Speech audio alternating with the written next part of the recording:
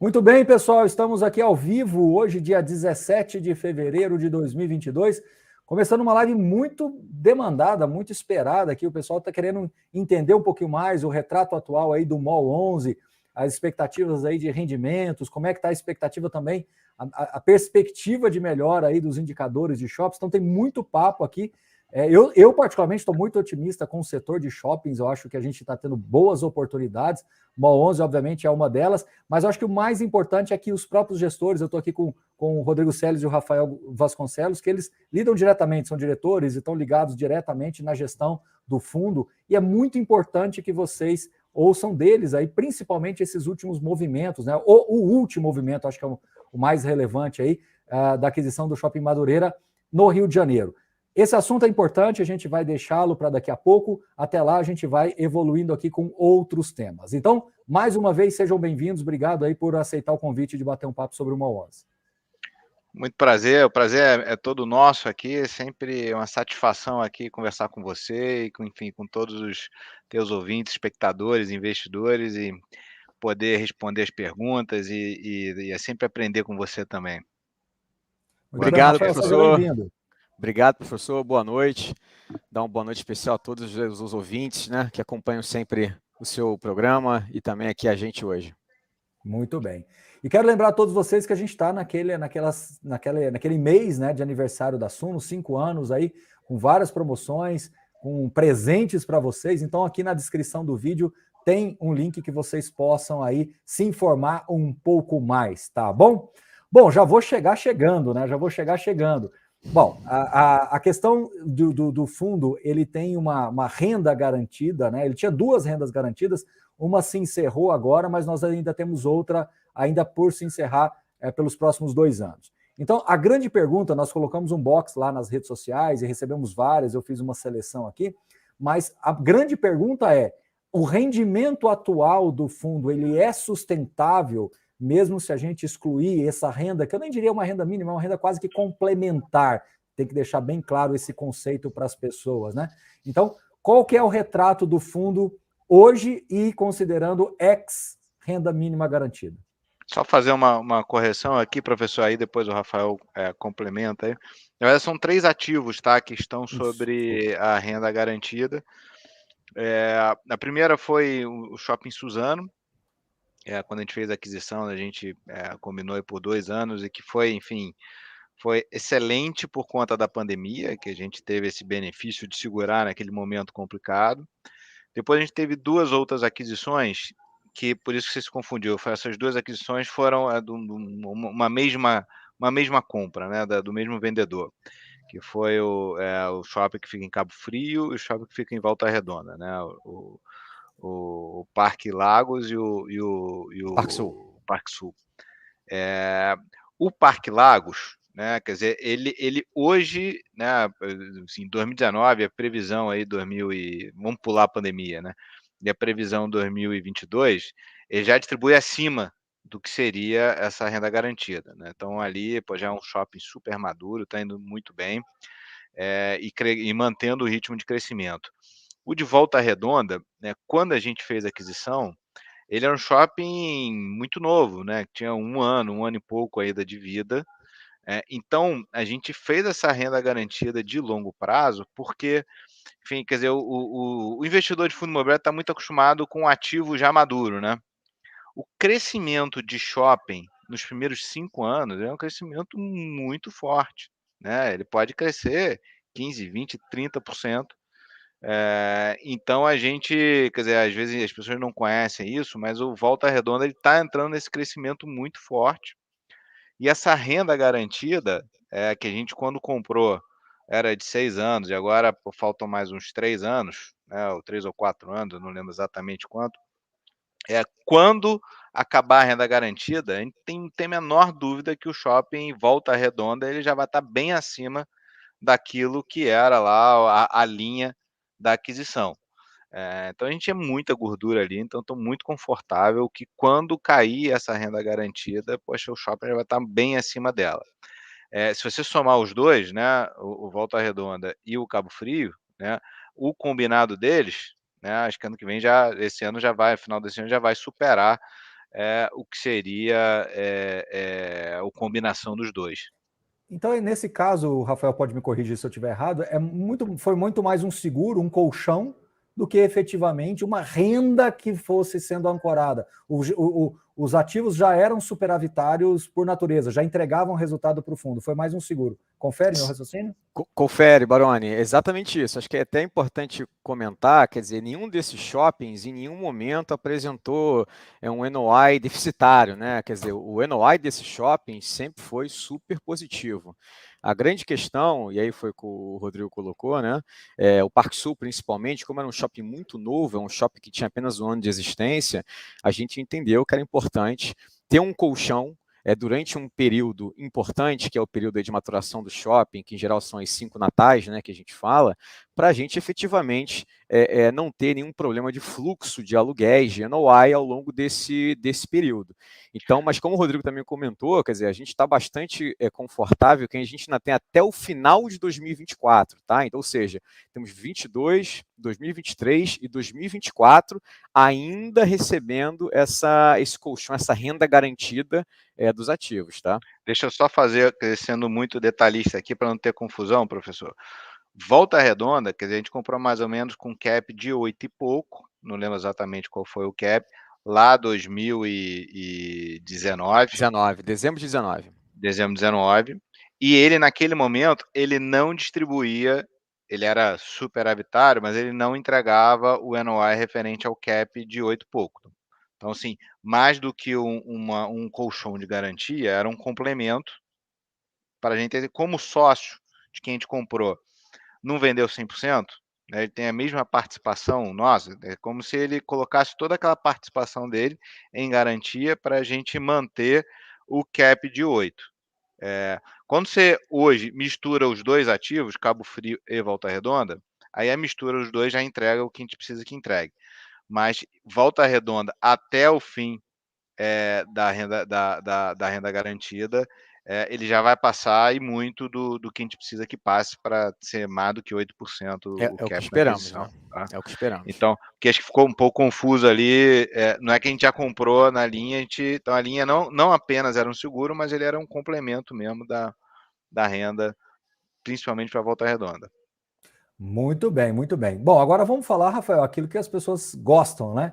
Rendimento por cota. Olha, vocês têm sido aí um dos fundos que mais tem distribuído rendimentos por cota, e isso também tem um motivo, não é só pela qualidade do portfólio, mas é pela eficiência de custos que vocês têm. É um dos fundos aí de gestão ativa e de multiportfólio mais baratos do ponto de vista, não estou falando de preço de cota, estou falando do ponto de vista de custo mesmo de administração e gestão. Então, a pergunta é muito simples, objetiva e direta. Vocês distribuíram o último rendimento em 0,72. Isso vem crescendo nos últimos meses.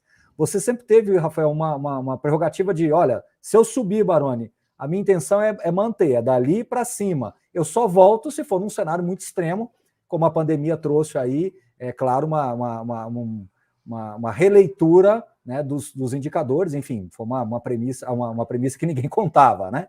Mas Exato. Então, eu estou te perguntando aqui publicamente, ver se você pode responder. Continua com essa filosofia, ou seja, quando eu subo, eu não quero voltar? Baroni, a gente não trabalha com guidance oficial, tá? A gente não divulga isso nos relatórios, é importante fazer esse disclaimer. Mas a gente, como até filosofia aqui de gestão e distribuição de dividendos para o nosso cotista, a gente sempre tenta, ao máximo, linearizar e evitar sobressaltos na distribuição de dividendos.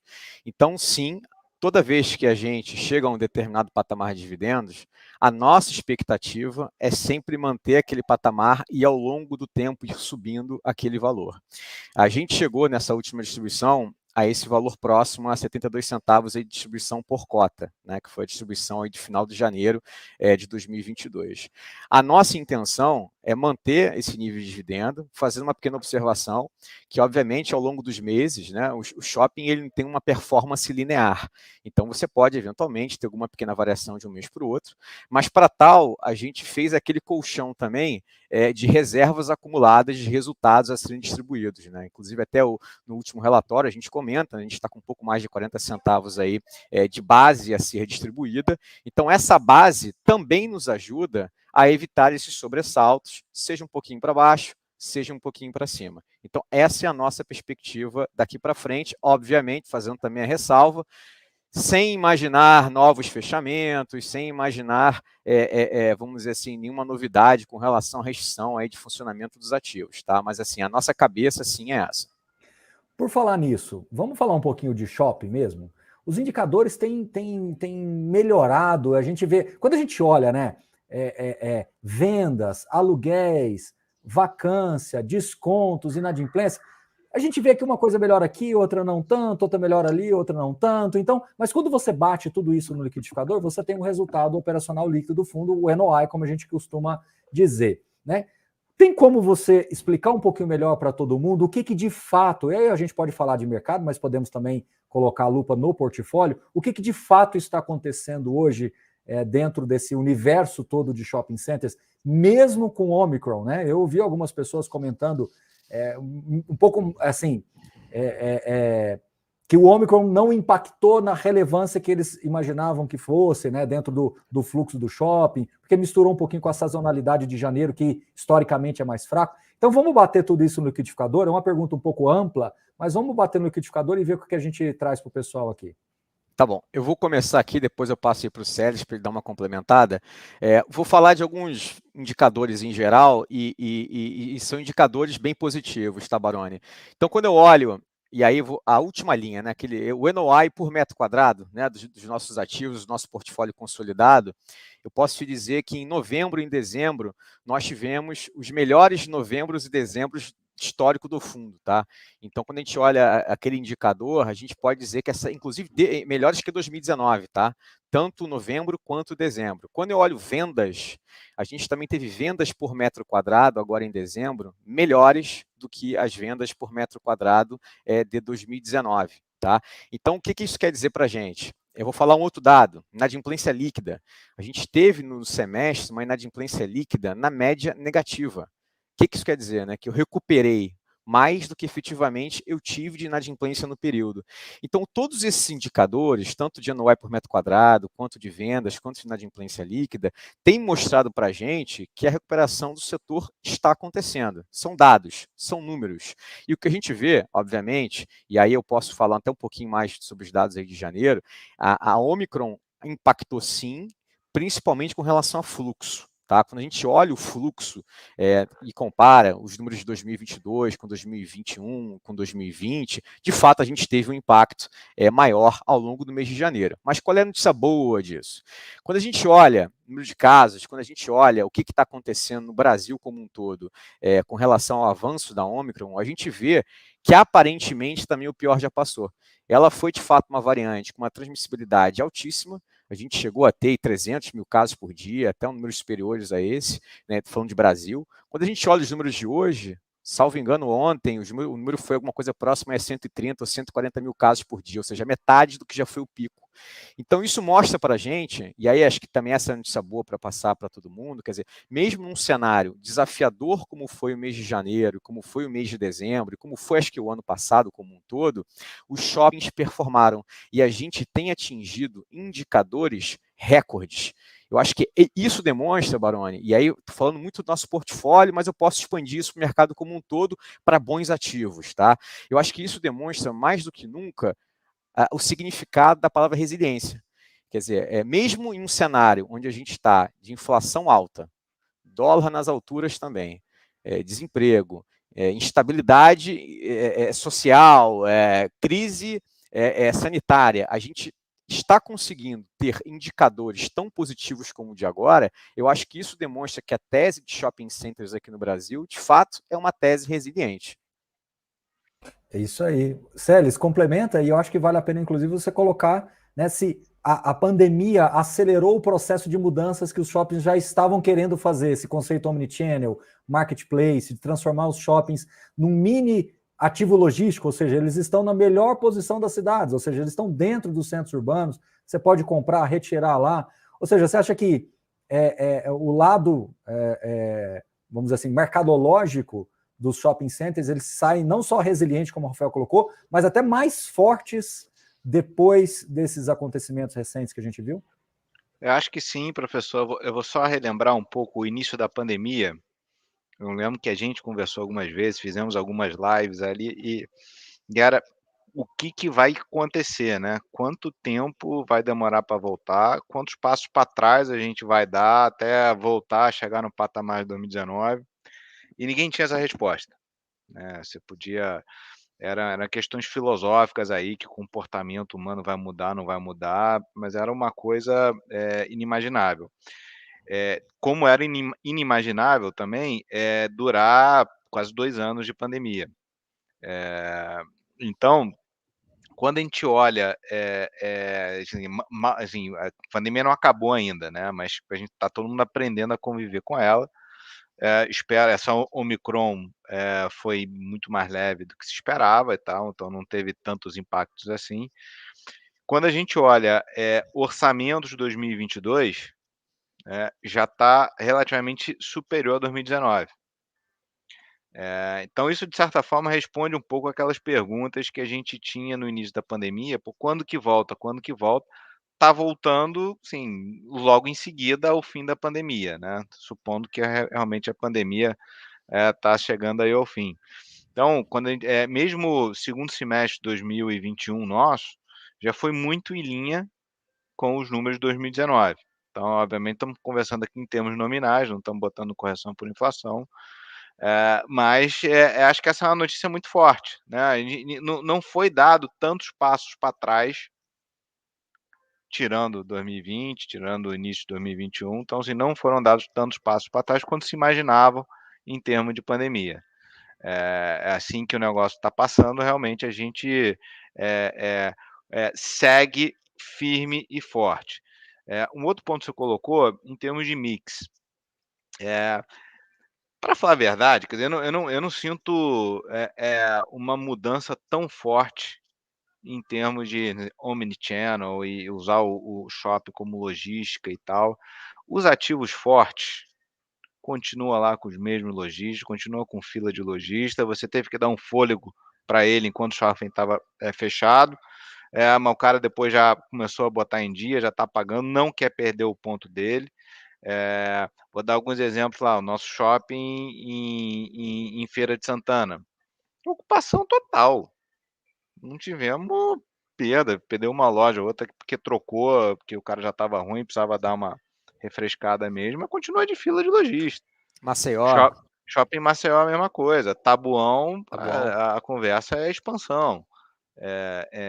Então, para os ativos bons e fortes, essa aqui é uma opinião minha, você não teve uma mudança, uma aceleração com essa nova vertente de logística, etcétera.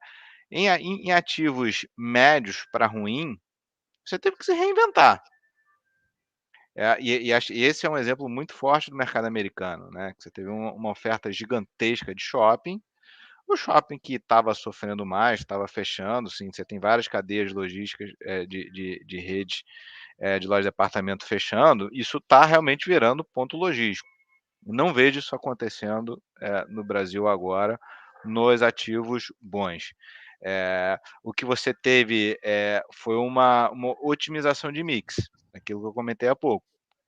O lojista que já não performava, esse, pô, realmente se ferrou na pandemia e foi mais fácil trocar ele para uma coisa que você já queria fazer, para mexer no layout, juntar com uma outra loja e tal. Então você pode ter uma eficiência maior agora nos mix a partir de agora. Só para complementar, acho que o Sérgio colocou bem, e acho que um outro ponto também, Baroni, que a gente tem observado, que acho que vai um pouco também em linha com o que você falou, quer dizer, as lojas também vieram, de certa forma, a dar mais algumas oportunidades em termos de canais, né? Então você vê muitas lojas oferecendo compra via WhatsApp, então você vê delivery centers nos shoppings, você vê drive-thrus, então você consegue observar formas de facilitar Perfeito. ainda mais, tá certo, a compra pelas pessoas. Acho que, de certa forma, isso também ajudou a manter algum nível de venda. A gente sabe que isso ainda é incipiente, tá? Isso não é isso que faz hoje, de fato, o NOI e a venda ser o que ela é, né? Não é isso que, de fato, mantém esses patamares que a gente está conversando aqui. Mas a gente sabe que essas formas, novas formas de se comunicar, né, com os compradores, com as pessoas físicas em geral, isso tem facilitado o acesso e a forma de você comprar, com certeza. Muito bem colocado. A loja, ela se adaptou mais do que o próprio shopping, né? A adaptação do shopping foi separar um local para drive-thru, para o cara ir lá e pegar tal, mas você não teve uma mudança de mix por conta disso. Eu acho que eu me expressei mal na pergunta e vocês dando a resposta agora corrigiu a ineficiência da minha pergunta, que é exatamente essa questão quando eu falo de logística, logística não no sentido clássico, mas logística no sentido de que você cria uma mecânica de entregas diferentes ali e oferece uma forma diferente de entregar o produto. Enfim, uma forma diferente do produto chegar na mão do consumidor. É isso, né? Aí. Não é necessariamente entrando ali na loja e saindo com uma sacola. Você tem outras formas. Perfeito. Muito bem. Bom, estamos aqui com 20 minutos de live e eu não poderia deixar de fazer uma pergunta e eu não vou nem detalhar essa pergunta. Eu acho que o mais importante é vocês contarem, né? E aí eu queria que vocês explorassem bastante, desde o racional da compra até a estrutura de alavancagem. Eu vou dar corda para vocês falarem, vou deixar vocês falarem à vontade. O pessoal ainda quer saber um pouquinho do Tacaruna, estava um pouquinho preocupado com o Tacaruna, daqui a pouco a gente fala. Assunto antigo, mas já superado, o pessoal preocupado com o shopping de Maceió, lá que estava aquele problema de afundamento, isso já foi superado, mas a gente pode trocar rapidamente no assunto. Mas enfim, Rio de Janeiro hoje é praticamente 2/3, né? Não tanto, mas quase 2/3 do fundo. Madureira se torna bem relevante. A Ancar, né? A Ancar passa a ser também uma operadora, uma administradora relevante dentro do portfólio. Ou seja, depois dessa operação, muda-se um pouco o perfil do MOL11. Então, passo a bola para vocês, vocês podem fazer um bate-bola aí, um complementando o outro. A ideia é que a gente estresse ao máximo esse assunto, até para tranquilizar, porque, obviamente, foi a grande pergunta no nosso box aqui das redes sociais. Então, tá a bola com vocês aí. Eu vou começar, depois o Rafael pega aí na sequência. Mas, enfim, eu sou suspeito para falar do shopping Madureira, quer dizer, um shopping no Rio de Janeiro, cidade do Rio, subúrbio do Rio. Então, eu vi você comentando aí um pouco de concentração e etc. Para ser muito específico, é o nosso primeiro shopping na cidade do Rio, né? A gente tem um shopping em Cabo Frio, que é a região dos Lagos, que é 250 quilômetros, outro em Volta Redonda, que é a região sul, também fica outros 200, 300 quilômetros da cidade do Rio. E só. Então, não tem. Então, discordo em termos de concentração e esses 3 ativos especificamente não tem concorrência, né? Volta Redonda é o único ativo da cidade de Volta Redonda, Cabo Frio é o único ativo da região dos Lagos, e Madureira, enfim, obviamente não é o único ativo do Rio, mas ele é um ativo que foi inaugurado em 85, super, hiper, mega maduro. Ele é no subúrbio do Rio, assim, então ele está inserido dentro daquele caos urbano. E quem conhece o Rio, principalmente Zona Norte, subúrbio do Rio, entende um pouco como funciona esse fenômeno de calçadão de comércio integrado a metrô, trem, ônibus. Então, esse modal aí de transporte urbano cria um fluxo absurdo de pessoas. Dentro desse fluxo absurdo de pessoas nasce o comércio, né? Isso é a história de como evoluem esses grandes centros de comércio, principalmente nesse subúrbio do Rio. Então vira uns calçadões comerciais muito fortes. Então o ponto já está ali, o público já está ali. E é um público que eu digo que passa, sei lá, 500 mil pessoas por dia dentro desse modal todo.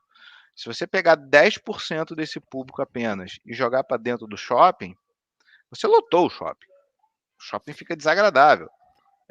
Então, só para dar um pouquinho da dimensão do que é esse caos urbano que particularmente eu adoro em termos de shopping. Eu prefiro isso do que alguns shoppings assim que são muito afastados e, poxa, sem criticar, tem shoppings muito bons assim, mas eu particularmente adoro esse shopping super central e que passam 500 mil pessoas a pé ali na porta do shopping.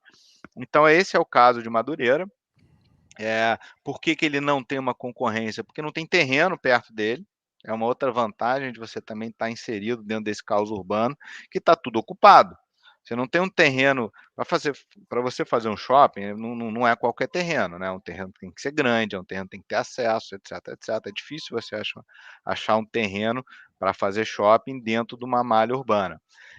Então esse é o caso lá de Madureira, é um shopping grande, muito bem ancorado, é um shopping que eu já conheço há muito tempo, e teve um momento da vida que eu estudei muito a questão de calçadão, de comércio, etc. Então eu já visitei bastante esse shopping.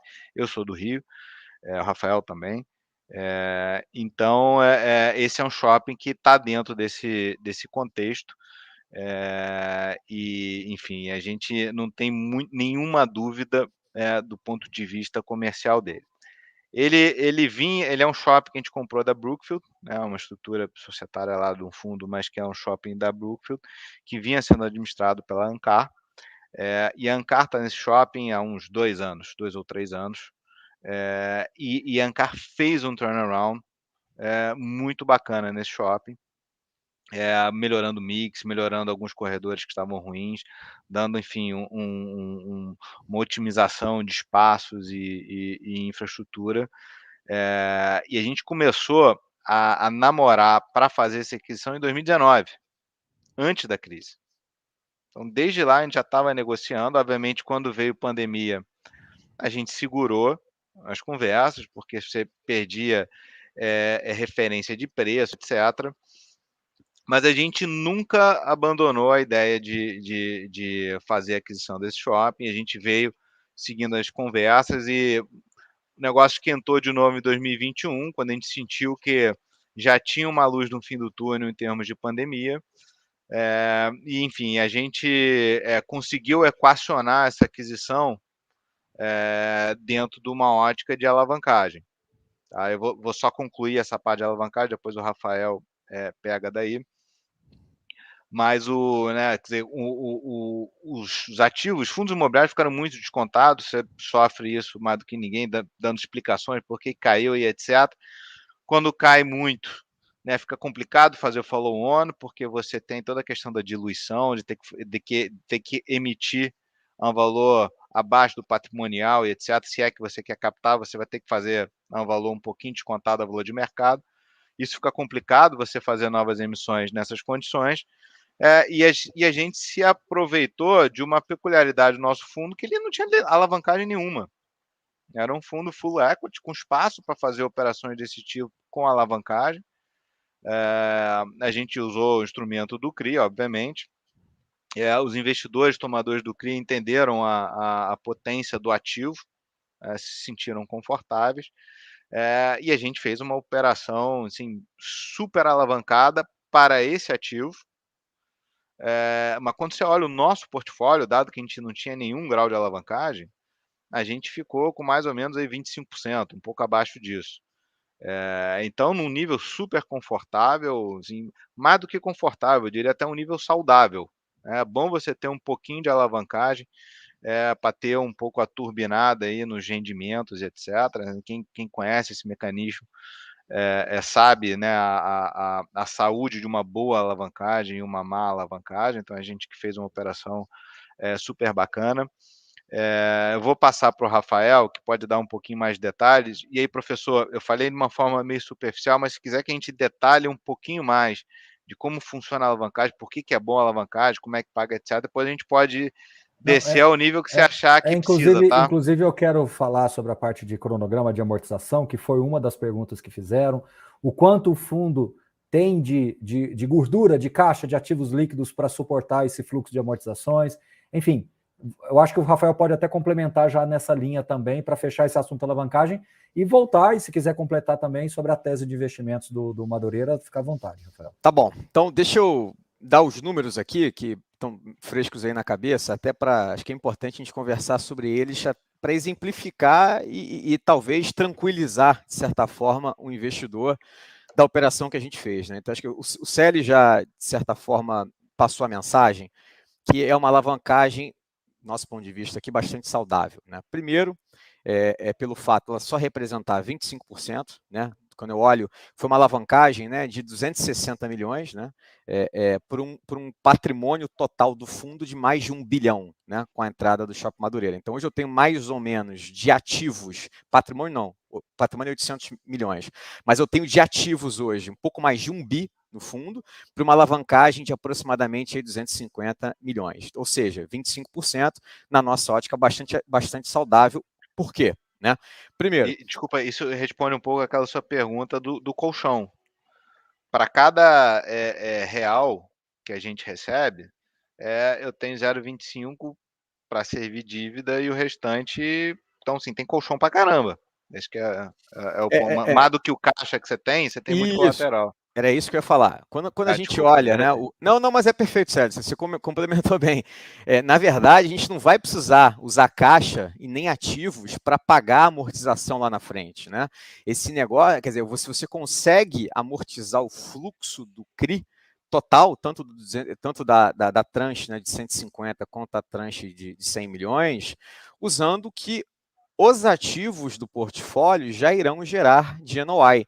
Então, não haverá necessidade de se gastar caixa ou necessariamente ter que vender algum ativo para pagar o fluxo de amortização de acordo com que o portfólio gera hoje, tá, Baroni? Posso fazer uma interrupção? Porque eu acho que é tecnicamente importante. É que a gente vê alguns modelos de alavancagem onde o serviço da dívida é pago com realmente o fluxo dos rendimentos, ok. Mas a amortização, às vezes, ou em boa parte das vezes, ela é necessária, ou uma nova oferta, ou uso de caixa, ou uma venda de um ativo, enfim, há vários instrumentos, né?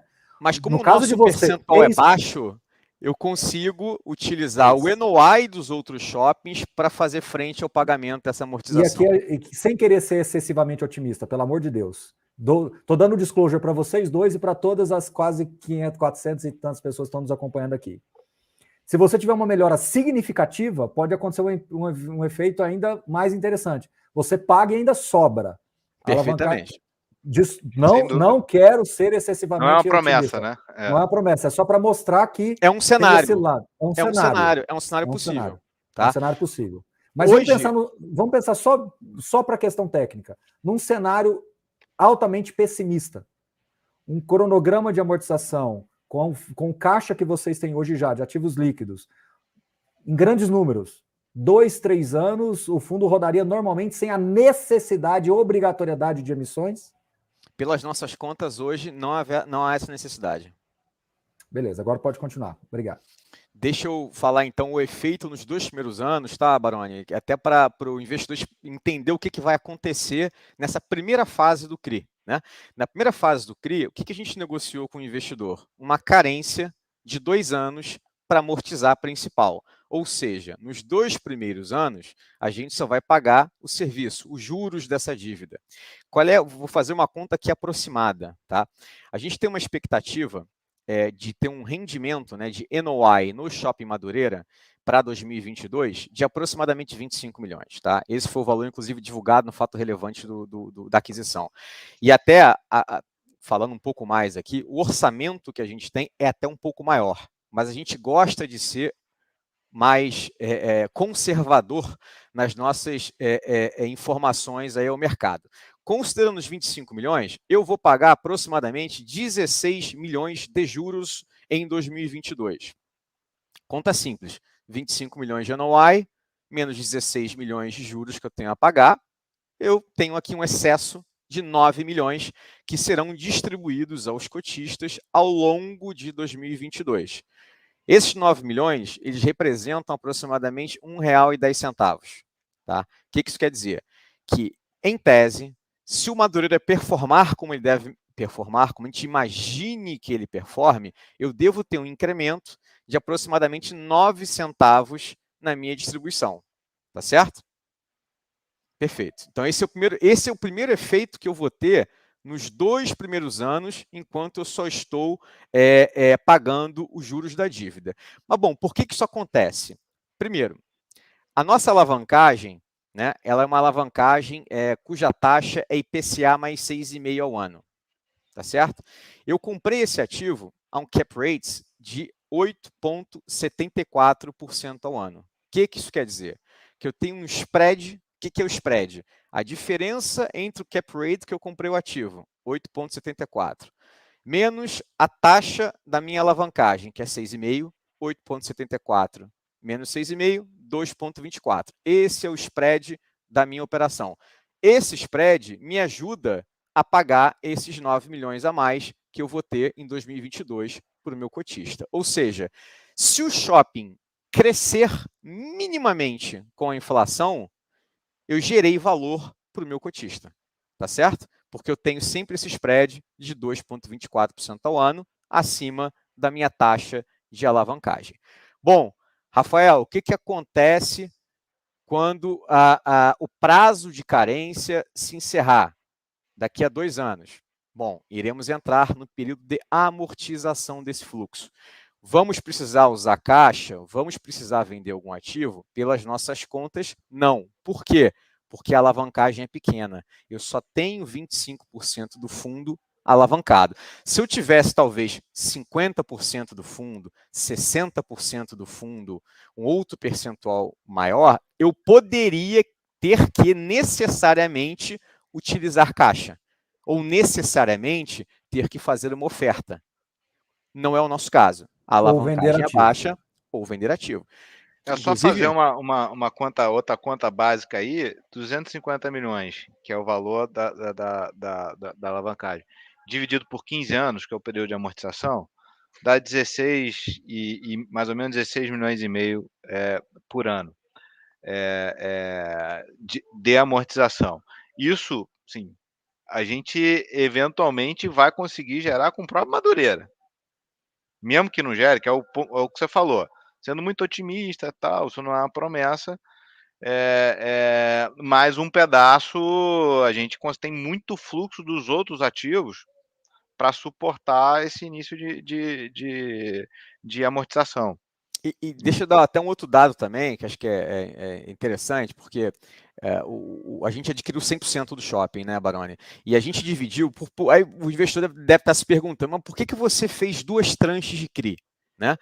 De fato, são 2 tranches. Tem uma tranche de 100 e uma tranche até 160, tá? Dos quais, desses 160, só para explicar, né? A gente já utilizou 150 e eu tenho mais 10 milhões que eu vou utilizar, mas aí é que é para fazer CAPEX em outros shoppings, tá? Então, eu já peguei 150 e já peguei 100. Qual é a diferença entre a tranche de 100 e a tranche de 160, né? De até 160? Basicamente, é o período de lock-up. O que é o período de lock-up? É o prazo no qual eu não posso quitar a dívida. Na tranche de 100 milhões, eu tenho um lock-up de 1 ano. Ou seja, daqui a 1 ano, Baroni, se eu fizer uma oferta, eu posso quitar. Se eu posso eventualmente vender um pedaço do shopping, se eu achar interessante, ou posso deixar como está, nenhum problema. Já a tranche de 160, eu tenho um período de lock-up de 2 anos. Ou seja, por 2 anos, eu não posso fazer nada. Eu não posso quitar esse CRI. Por isso que a gente separou. A taxa é a mesma. A gente negociou com o investidor, chegou a um consenso aí de 6,5 para as 2 tranches. A única diferença, efetivamente, é o período de lock-up, porque na primeira tranche, de fato, eu posso fazer uma quitação mais curta, de 1 ano, e eventualmente fazer um follow-on e quitar esse CRI, tá? Me corrija se eu estiver errado. À medida que você também amortiza, você reduz o serviço da dívida e libera mais fluxo. Sem dúvida. Eu vou amortizando, pago menos juros a partir de então, sem dúvida. Ou seja, então, se no melhor cenário, aliás, eu não vou nem dizer o melhor cenário, no cenário base que vocês trabalham, à medida que vocês começarem a amortizar com o próprio NOI do fundo, você ainda consegue destravar ou de reduzir o serviço da dívida e também conseguir aumentar o rendimento por esse. Sem dúvida. Então tá bom. Então, pessoal. E à medida que você vai amortizando a dívida com a própria geração de caixa, você vai aumentando patrimonialmente o fundo. Quer dizer, a quantidade de ativos está igual. Ele aumenta. E você tem uma dívida que diminui o patrimônio. A partir que você vai amortizando, né, em tese você distribui menos, né, porque o que você está usando para amortizar, você poderia estar distribuindo, mas a contrapartida é que teu valor patrimonial vai crescendo muito ao longo do tempo. Maravilha. Então, quer dizer, só para resumir, a gente está comprando um ativo de 280 milhões, ou 286 milhões por 250. Acho que até legal. Por 250, pela diferença, 250 é o valor da dívida. Então, por 30 e poucos milhões, eu tô levando um ativo de 280 e eu vou amortizar ao longo do tempo. Eu acho que é até legal explicar essa parte, né? Para os investidores aí também entenderem, quer dizer, a aquisição, ela foi no valor total de 286 milhões, tá? Desses 286 milhões, Baroni, a gente efetivamente pagou agora 278.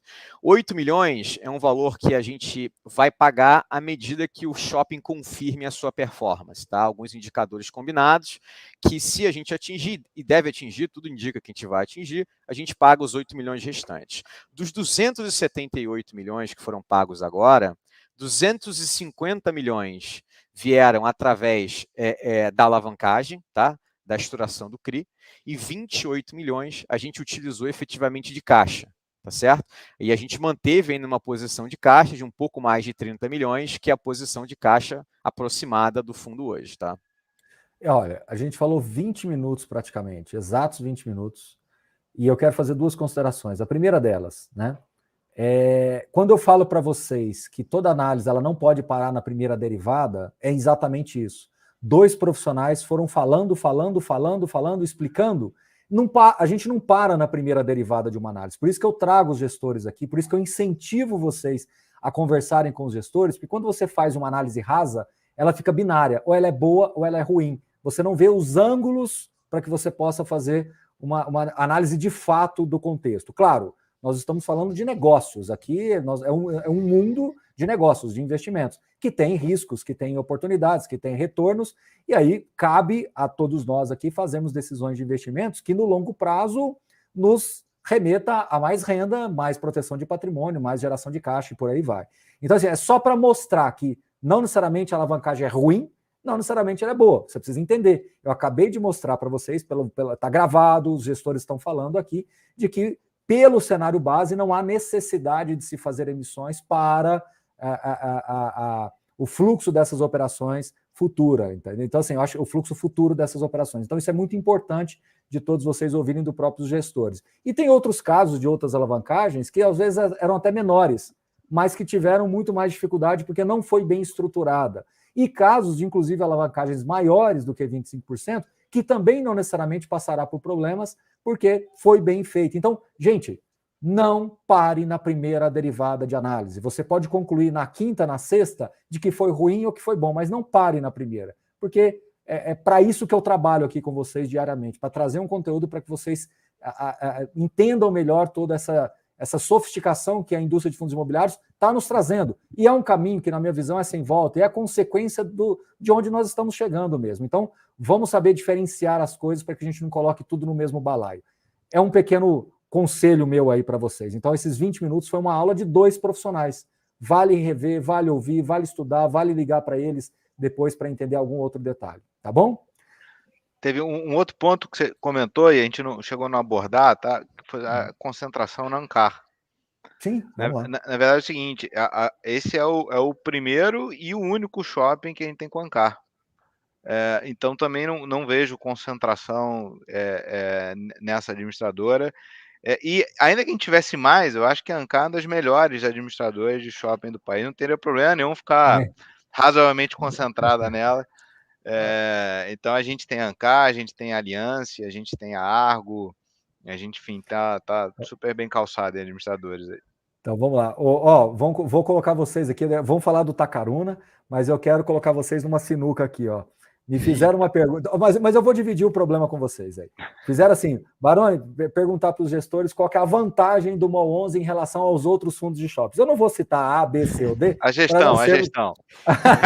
Eu vou falar um. Eu acho que custos eficientes. Eu acho que vocês têm uma relação de despesa e receitas bem interessante. Eu falei o meu ponto, a minha vantagem. Agora cada um fala uma aí. Vai lá, Rafael, qual que é o seu? Eu vou começar então com a taxa de ocupação super elevada, o que mostra a qualidade do portfólio. Vacância 2% histórica, né? Exatamente. Portfólio.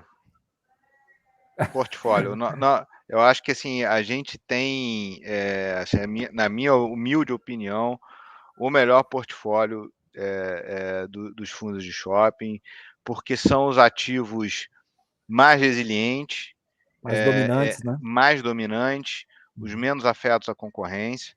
Eu acho que a pandemia mostrou um pouco, você vê isso muito, muito claro em momentos de crise, né? Onde a maré baixa, você vê quem está sem sunga, né? Uhum. Então, o momento de crise você vê bem, e no momento da retomada você vai ver bem também. Então, acho que o Muito nosso bem. portfólio é super defensivo. Muito bem, respondemos as perguntas. Gostei do Rafael, lembrou de um ponto importante que eu sempre coloco no radar e nos relatórios, né? A vacância histórica do MOL 11 é, de fato, uma das menores do mercado, inclusive quando a gente vai naqueles fundos monoativos super consolidados também aí de vários anos aí. Tacaruna, Rafael, Tacaruna, o pessoal preocupado com Tacaruna, foi o único fundo aí que apresentou descontos de aluguéis, etc. E aí, a luz para aquele shopping de Recife? Eu vou dar notícia boa, então, Baroni, para Vamos todos, e lá. para a gente foi super positiva. Em dezembro, a gente bateu o recorde histórico de vendas do Tacaruna para o mês de dezembro. A gente teve vendas aí de aproximadamente 94 milhões, ante um recorde anterior aí de 92. É um crescimento nominal importante. Quando a gente olha, óbvio, não é um crescimento real com relação a 2019, mas quando a gente vê bater um recorde nominal histórico, a gente fica muito satisfeito. Então, eu acho que o Tacaruna, ele é um shopping super resiliente, ele é um shopping também super maduro, que enfrentou uma concorrência importante nos últimos anos, acomodou-se, né? O mercado ele veio e é natural que isso aconteça, né? À medida que um novo entrante aparece, ele tem política de desconto, ele tem várias políticas de incentivo para ocupação do ativo, do shopping, e mesmo assim o Tacaruna ele está se mostrando, né, super resiliente, tanto que agora em dezembro tivemos um recorde histórico de vendas. Então, assim, a gente fica satisfeito de poder também dar uma notícia dessa, dar uma informação dessa, apesar do Tacaruna ser um ativo bem pequeno no portfólio, né? Ele representa hoje menos de 5% do portfólio, né? Mesmo assim, é importante que a gente tenha todos os ativos performando bem, né, Baroni? Acho que esse é um ponto importante. Maravilha, muito bem. Bom, a outra questão, né? Quando a gente fala de lajes, por exemplo, o pessoal não gosta de ser minoritário, né? Tem gestores que já não querem ser minoritários. Quando a gente fala de logístico, o mercado se desenhou para ser dono da propriedade inteira, embora tenha algumas diferentes. Inclusive, vocês lá no PLOG, né? No PLOG tem uma participação junto com o VILG, mas estão na mão de profissionais. Shoppings, isso ficou meio que no ar. Às vezes você tem 10% num shopping fantástico e tem uma participação de 70% num shopping que talvez não performe muito bem. Como é que é a cabeça de vocês com relação a isso? Eu não tenho amor a percentual nos ativos. Isso não existe uma obsessão por ter controle, por ter 100%, por ter maioria. O que existe é o seguinte, são oportunidades, bons sócios e bons administradores. E eu acho que a classe de shopping, ela te dá essa possibilidade. As decisões que você tem a tomar num shopping, elas sempre são estratégicas, mas elas não são decisões radicais. Você sempre tem uma administradora competente, isso sempre vai ter que ter. E as decisões, cara, se você vai trocar uma loja de 50 metros quadrados, se você vai renegociar um contrato, assim, as âncoras não mudam muito, as âncoras são mais relevantes em termos de tamanho, né, em termos de aluguel, mas o dia a dia da lojinha, as decisões são pouco relevantes.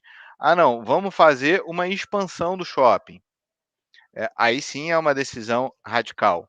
Mas mesmo as expansões, elas não geram tantos atritos entre os acionistas, porque em geral as expansões são em outros condomínios. Quem quer participar, participa. Quem não quiser participar, continua naquele pedaço lá onde você já era sócio. Vamos fazer uma reforma no ativo.